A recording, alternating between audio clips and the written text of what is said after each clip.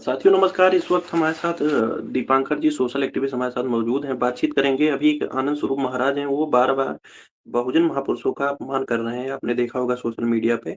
अभी वो तो बाबा साहब अम्बेडकर के पीछे पड़े हुए हैं, उनके अपमान बार-बार वो कर ही रहे हैं। अभी उन्होंने ज्योतिबा फुले को लेकर टिप्पणी की है। उन्होंने कहा ज्योतिबा फुले मुर्दाबाद। उसके बाद देश भर में देखने को मिला कि ओबीसी समाज अब बौखला उठा है और देश भर में उनके खिलाफ में आक्रोशित होकर आंदोलन कर रहा है।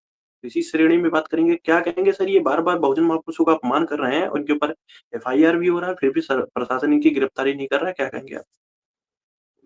सर, जो ये बातें निकल के आ रही है, जो उन्होंने स्वरूपानंद ने जो उनके ऊपर टिप्पणी की है, तो हमारे इस बहुजन समाज को ये समझने और सोचने की बात है कि आज वो ज्योतिबा राव फूले के ऊपर अगर कमेंट कर रहा है, इसके पहले यादवों के ऊपर वो कमेंट किया था कि यादव जाहिल होते।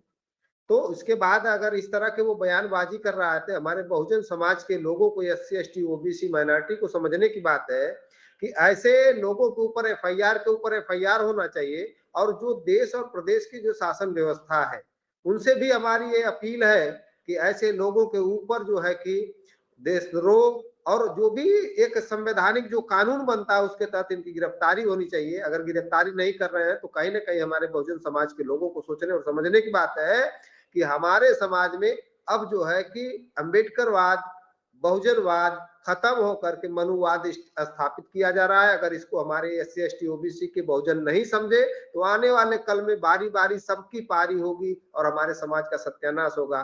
हमारे लोगों को अमल करना होगा और आने वाले कल में ऐसे लोगों के ऊपर एफआईआर नहीं, पूरे देश में एक प्रकार का उनको जो है ऊपर एफआईआर करने के लिए, उनको सजा दिलाने के लिए सभी एकजुट होना पड़ेगा।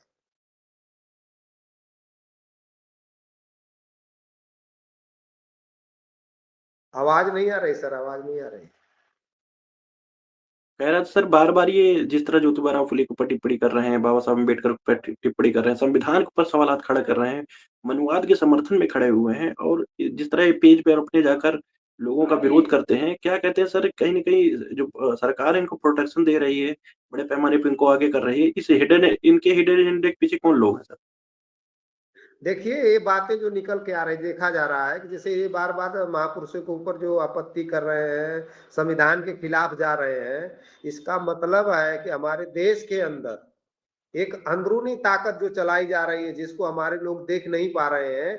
ऐसे ऐसे लोगों को, ये आतंकवादियों से भी खतरनाक आतंकवादी कहे जाएंगे देश के अंदर, जो ये लोग काम कर रहे हैं। ये लोग देश को तोड़ने का काम कर रहे हैं ताकि हमारे समाज में ना संविधान रहेगा, ना समाज के लोगों को न्याय मिलेगा। जिस मनुवाद की ये बात करते हैं, क्या हमारे समाज में जब मनुवाद था तो हमारे देश को क्या मिला, हमारे समाज के लोगों को मिला क्या?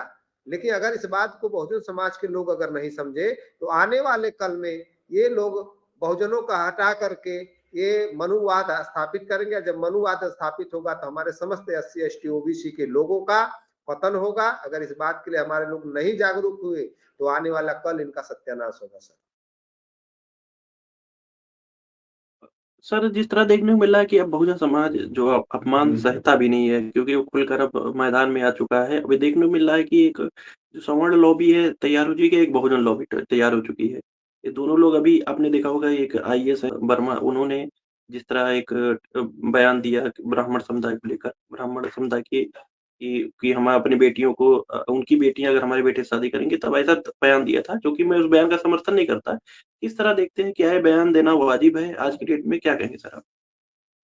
अभी जैसे ये बातें जो उनकी निकल के आई कि उनकी बेटियों से शादी ब्याह का मामला, तो वो मामला कहने की चीज नहीं है। ऐसे बहुत सारे लोग हैं जो चाहे दबाव बस या आपसी संबंध बस, ऐसी बहुत शादियां ब्राह्मणों की हो चुकी है अब तक। तो किसी को जबरदस्ती नहीं कहा जा सकता है। हाँ, उनका उनका अगर वैचारिक बात अगर बैठती है तो ब्राह्मण ही नहीं, पूरे समाज में आपस में शादी विवाह होना चाहिए। क्योंकि उससे कोई समाज के अंदर सामाजिक परिवर्तन होगा, लोगों में जो असमानताएं हैं वो खत्म होगी। लेकिन जैसे किसी को डायरेक्ट कह देना हमारी समझ से, वो सही नहीं होता है। चाहे किसी किसी चाहे वो ब्राह्मण हमको कहे, चाहे हम ब्राह्मण को कहें, ये कोई उचित नहीं होता है। हाँ, हमारे उनके बीच अगर वैचारिकी अगर सिस्टम बैठ रहा है, लड़की लड़की को पसंद है, लड़का लड़की को पसंद है, तो सामाजिक परिवेश बनाना चाहिए जिससे आने वाले कल में सौहार्द पैदा।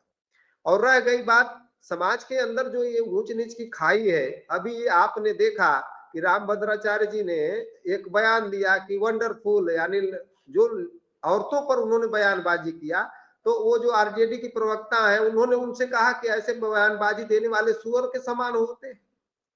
यानी कहीं ना कहीं महिलाओं को प्रताड़ित करना, यानी तुम क्या समझ रखे हो? जिसके तन से तुम पैदा हुआ, जो बहन है, भाई, उसको इस तरह के किसी को खाली प्लॉट बता देना, किसी को जो है कि वो खेलने की चीज बता देना, तो कहीं ना कहीं ये जो बाद में कुछ पुराने जो है अध्ययन किया जाता है, उसमें पता चलता है कि महिलाओं को बस हवस का अथवा समझा जाता था, खिलौना।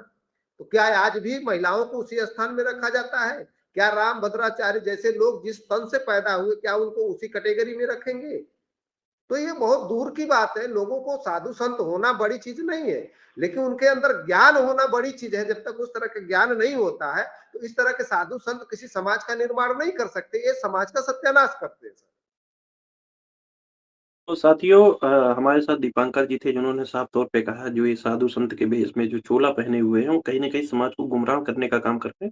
साथियों आपने भी देखा होगा जिस तरह ये लोग आकर तमाम बहुजन महापुरुषों पर कभी ज्योतिबा फुले जो कि समाज सुधारक रहे, ये चाहते हैं कि इस देश के लोग फिर से उसी उसी गंदी व्यवस्था में लौटे जो जो वर्ण व्यवस्था थी, जिसमें शूद्रों को कोई हक अधिकार नहीं था। तो आज संविधान के माध्यम से जो हक अधिकार जो बहुजनों को दिए जा रहे हैं, कहीं न कहीं इनके पेट में मरोड़ है।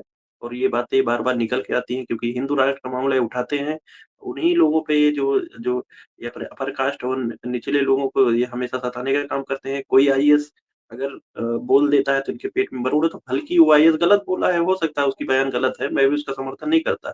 लेकिन यही लोग हैं जो इतिहास काल में अगर दीपांकर जी ने आपने देखा होगा, तो महिलाओं का कर टैक्स लेते थे, स्तन कर टैक्स, तो तब इनको गर्व महसूस होता था। आज इनको यही लोग हैं, ऐसी भावनाएँ पैदा कर रही हैं जिससे बार-बार देश भर में ऐसे तमाम मुद्दे खड़े हो रहे हैं कि कोई आईएएस आकर ऐसी बयानबाज़ी कर देता है, बल्कि किसी महिलाओं के खिलाफ में ऐसे बयानबाज़ी करना निरर्थक एकदम बेकार बातें हैं। तो साथियों इस वीडियो को ज़्यादा से ज़्यादा शेयर करें और तमाम ऐसे मुद्दों पर हम बातचीत करते रहेंगे। तब तक के लिए बने रहिए भोजन 85 के साथ और जो भी लोग इस वीडियो को देख रहे हैं ज़्यादा शेयर करें और ऐसे मुद्दों से भटके ना और आईएएस होकर उन्होंने जो बयान दिया है, उनको भी सोचना चाहिए समाज को अपने समाज को जागृत करना है, ना कि किसी के समाज को ऐसा बोलना, तो ऐसी बातें नहीं करनी चाहिए। धन्यवाद सर, आपने जानकारी दी और महत्वपूर्ण जानकारी दी। धन्यवाद।